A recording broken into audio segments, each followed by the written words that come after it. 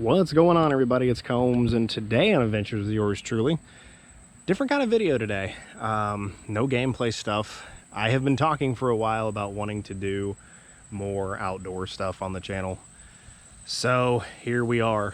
I actually have a four-wheeling trip I'm getting ready to leave on here in like 3 hours.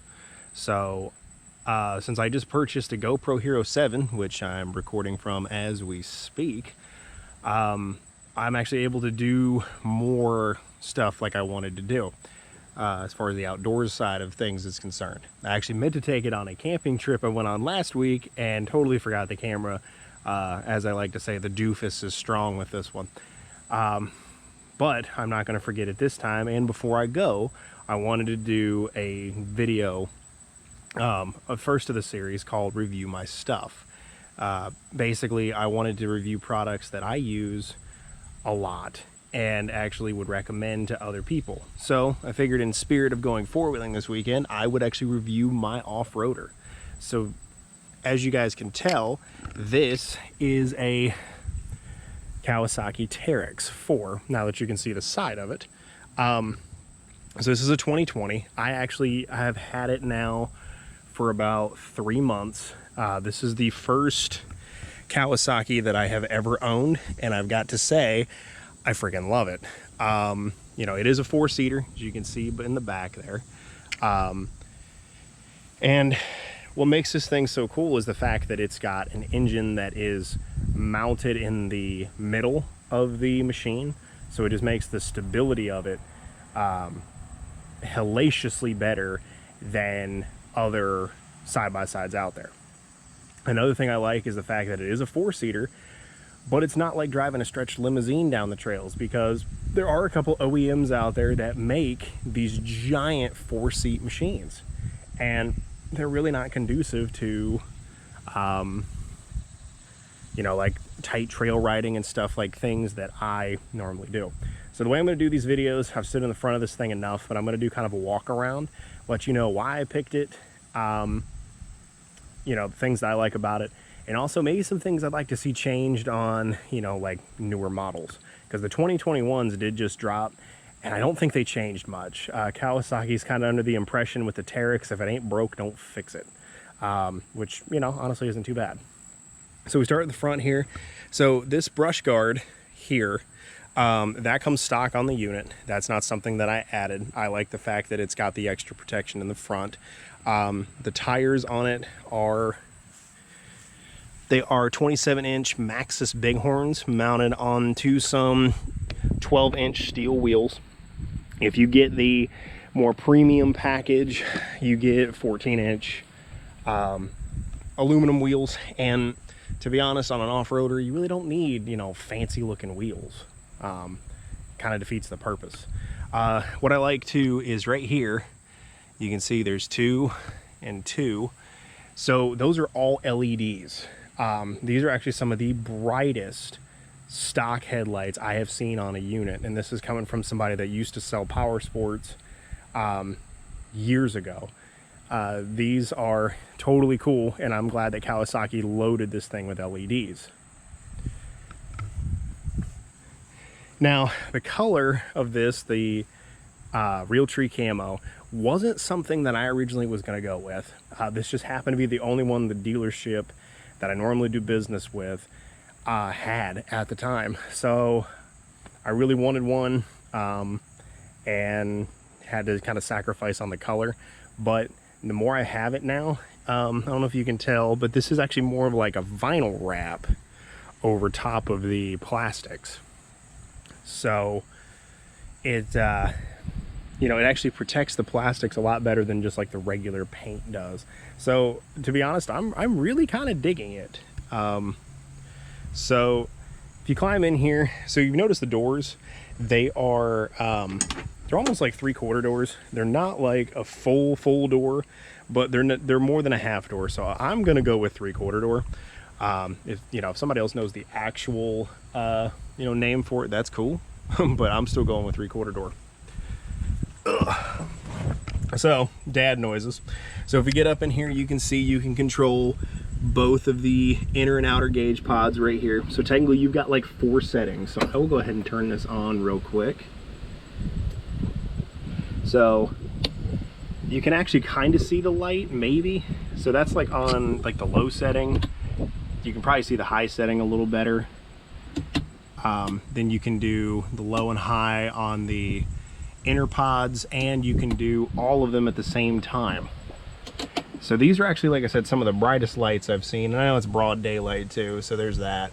As far as the instrument cluster goes, all the lights are on because I don't have it running, but it's a simplistic cluster, and I really like it. You know, there's some companies out there that have like GPS and crap all over their units, and I'm just like, it's really not something that I want to be a part of. And it might storm, so you're going to hear some wind noise in the background. I chose to do this outside because why not?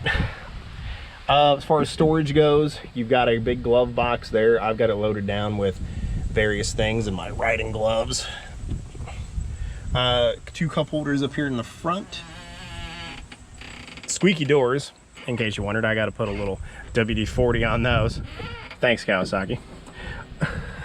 I know you want to be a part of the video, which you are, you know, but you really don't have any voice lines in this one, so hush.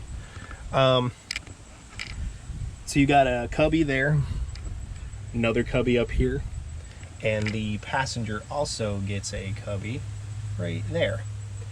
Now the engine and the transmission, so here's your shifter. So it's got low, high, neutral, reverse, and it doesn't have a parking brake. So it actually doesn't have a park in the transmission, but I am more than okay with that. I actually prefer the parking brake, just, you know, in some situations. So I don't mind it that it just has a parking brake.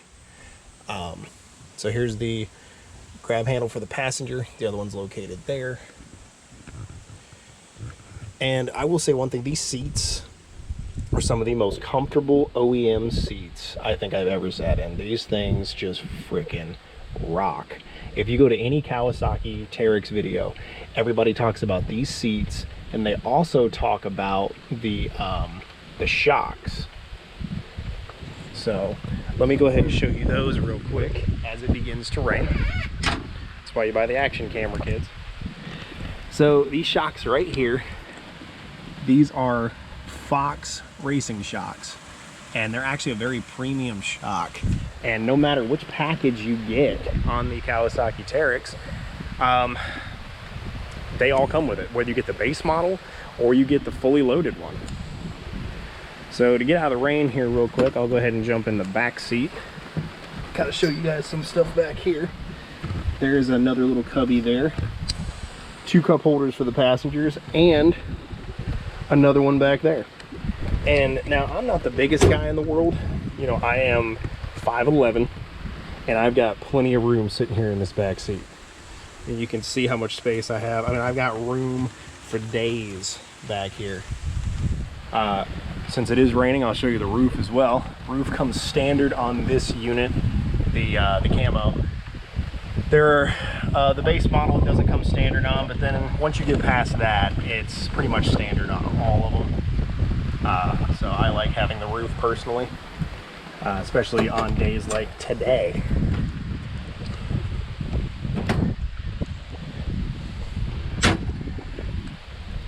So if we slide back here, LED taillights as well. I think they look really cool. And I'm glad they're using a lot of LEDs because that takes a lot of strain off your battery. Down here, didn't do as good of a wash job as I thought, but it'd be like that, as they say.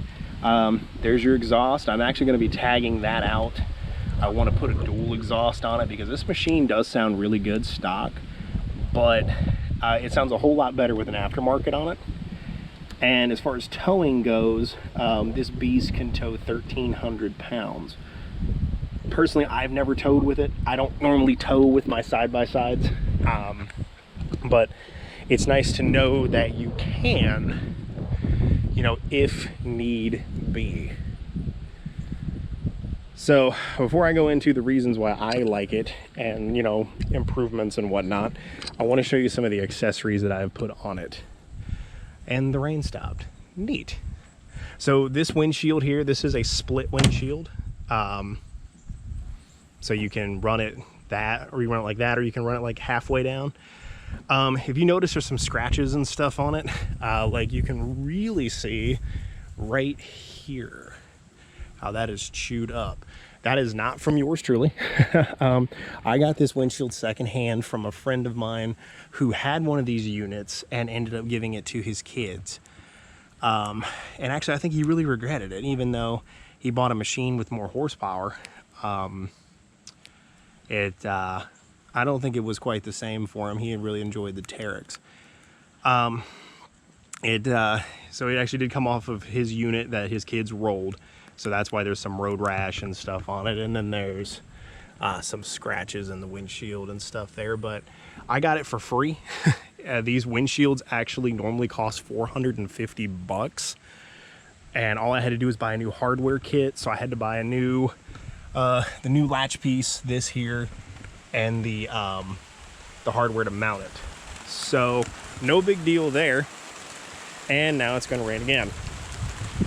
So like I said, the windshield, or the roof actually was already on, so no big deal.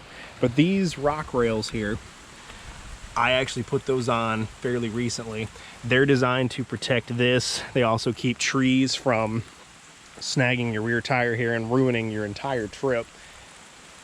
They are a worthwhile investment on any off-road vehicle, in my opinion, because they keep all kinds of stuff from getting where it doesn't need to be. And yeah, ignore my foot there. That's for my OnlyFans account. I'm kidding. I am freaking kidding. Somebody will take that out of context though. But so what do I like about the machine? Why did I pick it? Number one, right here. So it actually, the engine is literally sitting right in this area. That makes the stability on this thing a million times better than a lot of other machines on the market, just because of the mid-engine stability. A lot of them will put their engines in the back, like they'll be like underneath the bed, like in this area back here, and that makes them really, really back end heavy. There are a few where the engines are located in the front, and that can cause some issues as well. I really like the fact that Kawasaki put that right there. The other thing that I really liked about this unit was the seats. The first time I rode in this, I actually rode in the back seat with the the friend that actually had one and then got rid of it. And these back seats, man, they're comfy. They really are. Like, if you're going down the right trails, you can fall asleep back here. You know what I mean? They're arguably one of the most comfortable seats on the market. Two things I'd like to see improved on this particular unit. Right here. See, this is your gas tank.